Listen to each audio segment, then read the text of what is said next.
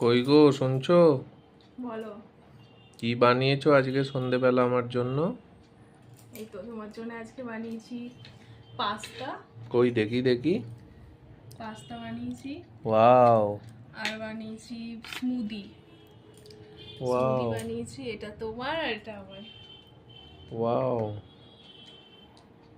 খেয়ে বলো, ঠান্ডা আছে নাহলে আবার গরম হয়ে যাবে। খেয়ে বলো, আমাকে দেখো, খেয়ে বলো যে কেমন হয়েছে স্মুদিটা। খাচ্ছি।